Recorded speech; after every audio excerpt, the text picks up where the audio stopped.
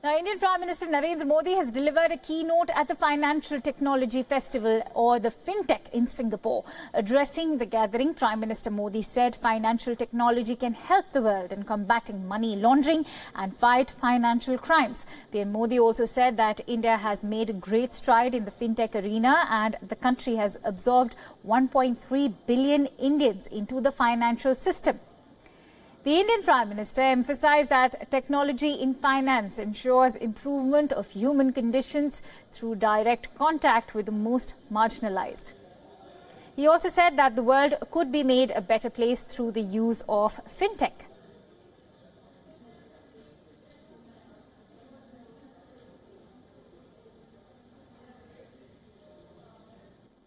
It is here in June this year that I launched India's RuPay card and the first international remittance mobile app using India's world-class unified payment interface, or BHIM UPI.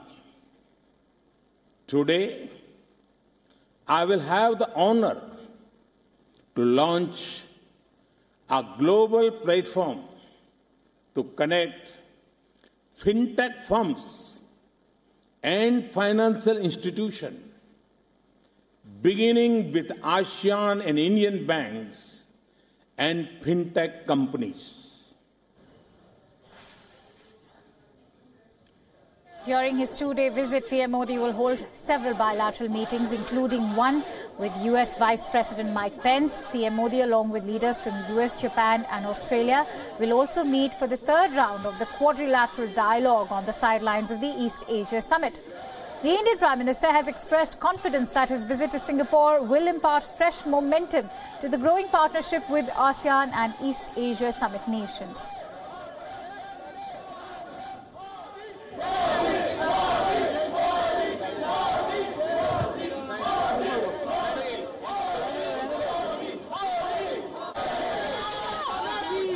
Bring us more details on this the latest developments, and add more perspective on our discussion. I'm joined in by our guests, Mr. Arun Singh, India's former ambassador to the United States. He's joining me live from New Delhi, and former Indian diplomat, Mr. Vivek Karju, who joins me live from New Delhi. Let me quickly go across to Ambassador Singh first. Ambassador, a very, very good morning to you. And this indeed is a very important day for India because, you know, earlier, we also heard Trump speaking about trade relations with India and how Indians are great negotiators as he celebrated Diwali in the White House. How do you analyze the entire meeting with American Vice President Mike Pence? Because that is clearly the meeting which is hogging the limelight at the moment. The meeting with the US Vice President will be an important one because at this level, there has not been a meeting between the two countries since June last year, when the Indian Prime Minister had gone to the US on a bilateral visit. So they've run into each other sometimes on the margins of multilateral meetings, but to sit down and have a proper conversation, that has not happened for some time. Again, it is important because it is happening in the context of several global developments taking place. One has been India's decision to go ahead with the purchase of S-400 missile defense system from Russia and other defense supplies, which is very vital and critical for India's security requirements and also for consolidating the India-Russia relationship. Now, the US, of course, has some legislation emerging from its own domestic political process related to any major purchases from Russia, and the US has to decide how to deal with that issue. Another dimension has been related to Iran. President Trump walked out from the Joint Comprehensive Plan of Action with Iran, and some of the sanctions on Iran, right, US sanctions that were there before 2015, have come back into play. And for purchases of oil from Iran, the US has now given a waiver for the period of the first 6 months, and we have to see how that plays out. So these are some of the issues that would be under discussion, and the ongoing trade and economic negotiations between US and India, which have not yet reach any conclusion. Right, Ambassador Singh, we will touch upon all these issues one by one. For now, let me begin with the S-300 issue that you just mentioned. So let me also bring in Ambassador Vivek Karju, who's also joining me live. Greetings to you, Mr. Karju. Thank you for joining us here on Wion. Now, with Trump's India visit standing cancelled in his absence, do you think that Mike Pence's job will be to squeeze India into picking US over Russia? I don't think that the Americans will attempt that. An independent country, it is a major power, and major powers have their own interests. The aim of the top leadership has to assist the establishments of the two countries to try to reconcile these interests. And the relationship between India and the United States has to be one of equals. So if the United States attempts to, as you said, squeeze India out of its relationship with the Russians or to downgrade its relationship with the Russians, they should know that that's not going to happen. So therefore, there are areas in which India and the US, there are vast areas. Technology is one, commerce and economy is another. The whole approach to the Indo-Pacific region, which is in both cases an inclusive approach, is a third. So these are areas where interests coincide, and so there's enough meat in the relationship to build upon.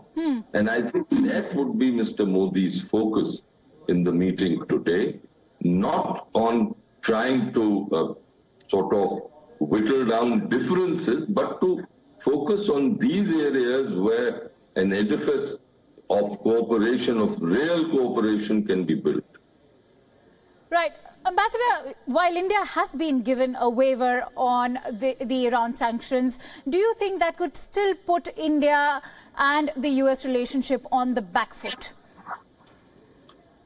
Naturally, if the US continues to apply sanctions because of its interests in West Asia, or because, as Arun said, domestic compulsions, then the relationship will suffer.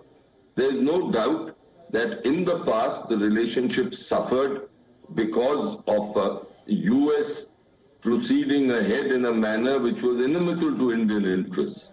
So here, if the US doesn't continue with the waiver, then there will be a problem. But I'm sure that there's enough wisdom in Washington and in Delhi to be able to navigate through these differences, especially at a time when the US understands its need of India. Right. Quite clearly, successive administrations have recognized that need and in their own ways have sought to augment the Indo-US relationship in a positive direction.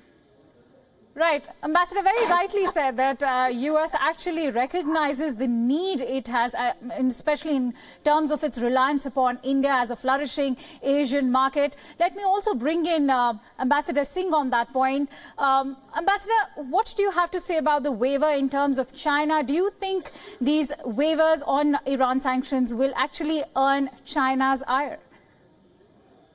Well, China itself has got waiver on Iran sanctions. So on purchases of energy from Iran, you may recall that over the period 2012 to 2015, there were US sanctions that were in play. And at that time, US had repeatedly given waivers from these sanctions to several countries, including India, China, Japan and South Korea, because all these countries had progressively done what the US considered significant reductions of purchases of Iranian oil every 6 months so that they could exercise their waivers. And on this occasion also, the US has given the waiver not just for India, which of course from our point of view is a welcome development, but to 7 other countries, including China. So all these countries, including China, who have a certain relationship with Iran, also have a deep engagement with the US economic and trading system and don't want to run into a situation where that relationship comes under any kind of a challenge. So they're all handling it in a delicate way. So I think this particular aspect certainly is not something that would cause China any concern. But I think, as Ambassador Kaju mentioned, one of the areas where there is a convergence between India and the US is in terms of how to approach a free and open and rules-based Indo-Pacific region. Right. And the 2+2 meeting between India and the US had taken place in September, involving the foreign and defense ministers of the two countries. A major focus of the joint statement was on the Indo-Pacific, because with China's growing economic size, military strength, and its expanding footprint in the Pacific, in the Indian Ocean region, in South Asia, in the region around us, there are concerns which would arise if China's approach was more forward-leaning and aggressive than accommodating others. Ambassador, that also brings me on, since you're talking about security cooperation in the Indo-Pacific region, that also brings me to the point that could the Quad meeting that comprises of India, the US, Japan and Australia actually help in further facilitating security cooperation in the Indo-Pacific region? Well, the Quad is important, but we should not overplay it. Okay. Because for example, there is a meeting of the Quad that has been reported to be taking place on the margins of the East Asia Summit. Right. But it is not going to be a summit level meeting. It will be a meeting at the level of officials. And this is the level at which the meeting has been happening earlier also. But in the context of the Indo-Pacific, it's not just the Quad. There are bilateral relationships that are important. For example, India's relationship with Japan, with Australia. There are trilateral arrangements that are important, because there is a India-US-Japan trilateral. We also have the Malabar series of trilateral Navy exercises between India, Japan and the United States. There is a India-France-Australia trilateral. Then India's relationship with the ASEAN countries. So all these relationships, be they bilateral, trilateral, some have said plurilateral, multilateral, all of them have a role to play, in a sense, in shaping the environment in the Indo-Pacific, so that a rules-based order and a free and open Indo-Pacific is sustained. So let me go across to Ambassador Kaju. Ambassador, the East Asia Summit that is taking place tomorrow will have an interesting list of attendees, 18 of them, including the US, China, Japan, Russia, India, New Zealand, you name them, and they'll be there. What are the key issues, according to you, that will be the highlight of this summit? Look, the fundamental issue at the moment confronting the entire region is what will be the nature of the Indo-Pacific area. The fact is that China is resurgent, and it is aggressively resurgent. No one is liking that.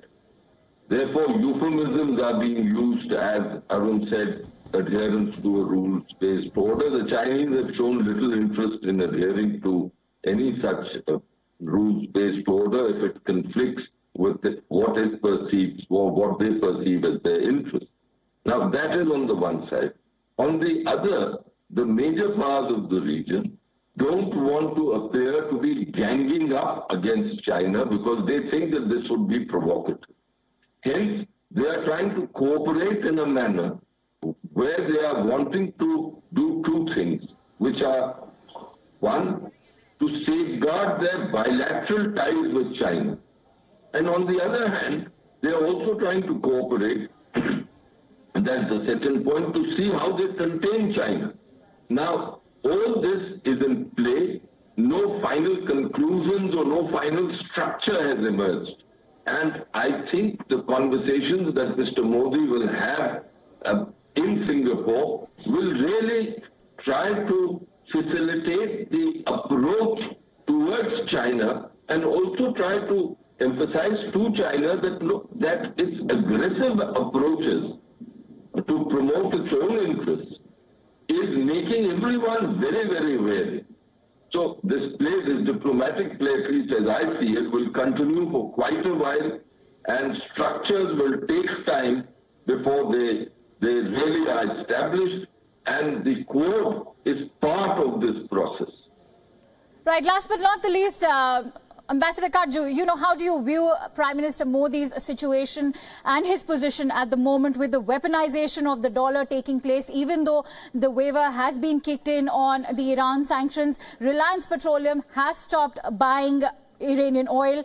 How do you view his position with weak oil prices just before the general elections of 2019? Well, I'm not in politics, so I won't comment politically, but I do think that the softening of oil prices, and this is a no-brainer for us, the softening of oil prices is of great advantage to our economy. In fact, for the last many years, especially during Mr. Modi's period, the oil market was assisting our economy because oil prices were low, and recently the hardening of oil prices has been a setback. So if the market softens, it will be good. And my last point is this, that if you recollect when Mr. Trump gave these waivers to the 8 countries, he did mention that one of the primary reasons he was doing so was because he didn't want the oil prices to shoot through the roof.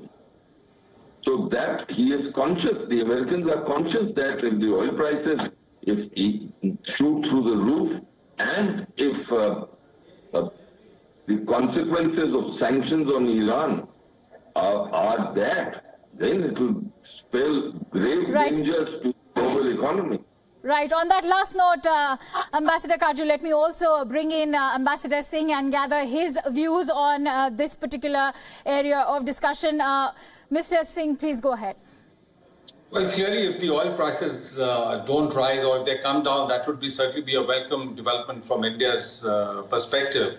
And the reports over the past sort of day or so have indicated that oil prices in the US have tended downwards, and that there is some excess supply in the market now. It's possible that once after November 4, when the market saw what the US action would be after its designated period for the sanctions come into effect, that some of the concerns in the market have eased and therefore oil prices have come down a bit. But we have to watch that process and how it evolves. And of course, from India's perspective, it cannot immediately bring down its purchases from Iran to zero, because that would be disruptive of our energy security.